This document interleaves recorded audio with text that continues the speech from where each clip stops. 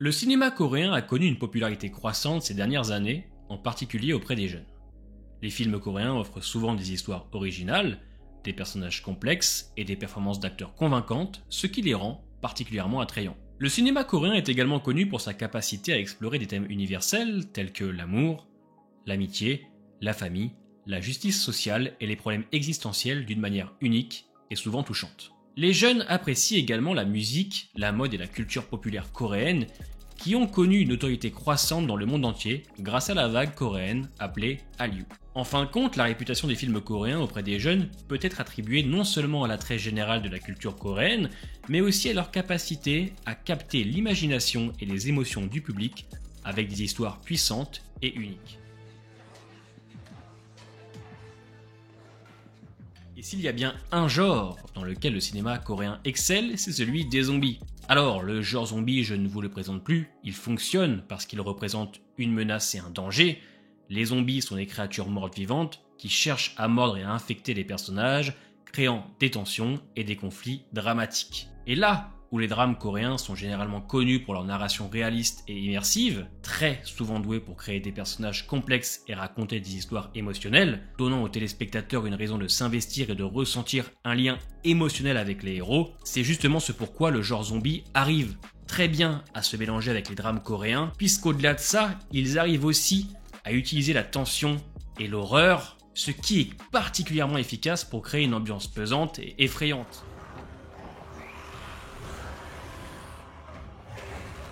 Les scènes passionnantes et pleines de suspense sont souvent très dramatiques, gardant les téléspectateurs accrochés et collés à l'écran lors de la représentation des zombies. Pour faire court, les zombies dans les séries coréennes fonctionnent parce qu'ils créent des enjeux dramatiques pour les personnages, tout en utilisant les éléments narratifs tels que la tension, l'horreur et l'émotion, pour créer une expérience immersive pour les téléspectateurs.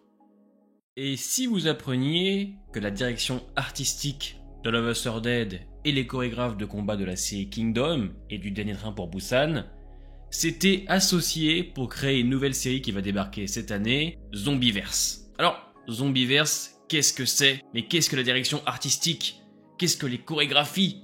Je vais vous expliquer ça, vous allez voir, c'est assez impressionnant ce projet qui est en train de se dessiner. D'ailleurs, il ne se dessine pas, il est fait, ça y est, il va arriver en 2023, on n'a pas encore de date ni de trailer et très peu d'informations, mais de ce que j'ai réussi à trouver, ça sent extrêmement bon. Je ne vous présente plus All of Us Are Dead, qui est sorti en janvier 2022, qui nous raconte l'histoire d'un petit groupe d'élèves qui se retrouvent pris au piège dans leur école après l'apparition d'un virus zombie. C'est une série qui a reçu énormément de critiques positives pour sa réalisation, son suspense et la performance de ses acteurs. Elle a plu à énormément de gens à tel point qu'ils l'ont reconduit pour une saison 2, et il faut savoir donc que ceux qui ont bossé sur la direction artistique de cette série ont travaillé aussi sur Zombieverse. Alors, qu'est-ce qu'une direction artistique? Généralement, c'est une petite équipe qui bosse sur les décors, les costumes, qui sont là pour créer une identité, en fait, à l'œuvre.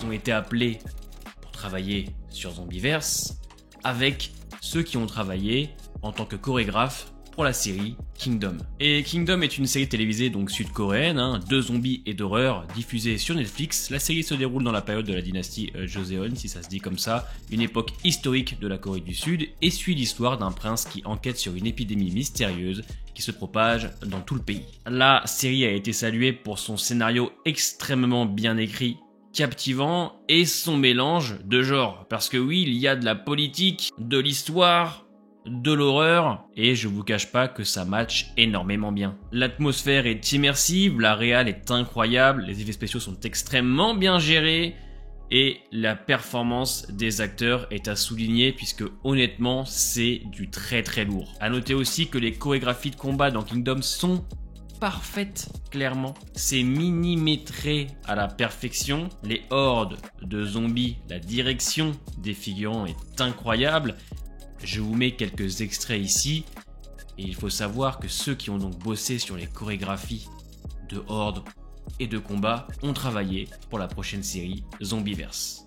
Donc, avec la direction artistique de Love Us or Dead et les chorégraphes de combat de Kingdom, cette association a permis de créer la série Zombieverse. Mais alors, Zombieverse, ce ne sera pas qu'une série de zombies, puisqu'en fait, À vrai dire, ce sera une télé-réalité. Oui, vous l'avez très bien entendu, une télé-réalité, pas n'importe laquelle, hein, puisqu'ils ont mis les moyens, sachez-le. On va retrouver donc des candidats plein Séoul, en pleine apocalypse zombie, qui vont devoir survivre et participer à des jeux pour avancer. Ils devront aller chercher de la nourriture, se cacher des hordes, trouver des endroits pour se reposer. Tout ça, bien évidemment, avec une pression qu'on appelle le zombie. Au total, on aura 9 candidats, je crois.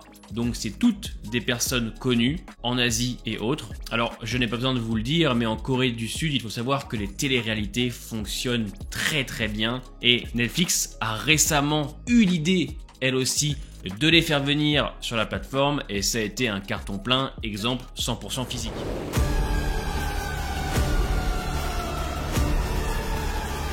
Et là où la télé-réalité est devenue aujourd'hui, en France on va dire, quelque chose d'exécrable et de lamentable, eux, les Coréens, s'amusent toujours à aller plus loin dans le délire, et en termes de propositions, une télé-réalité avec des zombies, ça ne peut que fonctionner.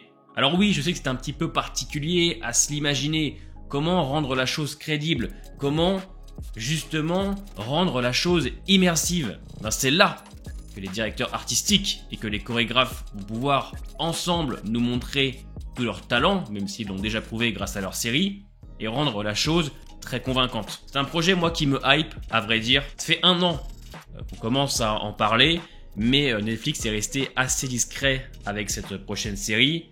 On sait qu'elle arrivera en 2023. Alors je ne sais pas quand est-ce qu'ils font, vous savez, leur grande soirée où ils présentent les trailers et les teasers. Ça ne va pas tarder, je pense, et c'est à ce moment-là qu'on aura sûrement un teaser ou un trailer. À noter que pour l'instant, c'est vendu comme une télé-réalité. Il n'y a pas plus d'informations, ça pourrait être une télé-réalité fictive. Je pense que si c'est vraiment une télé-réalité, ce sera un petit peu quand même scénarisé. Et pour l'instant, c'est vendu comme tel. Et honnêtement, avec le peu d'images qu'on voit, ça a l'air ultra réaliste. Donc voilà pour cette petite vidéo. J'espère vous serez curieux de découvrir ça, et il ne faut pas s'arrêter à télé-réalité, puisqu'il peut y en avoir des très intéressantes, exemple 100% physique. Dites-moi en commentaire ce que vous en pensez, portez-vous bien et à bientôt.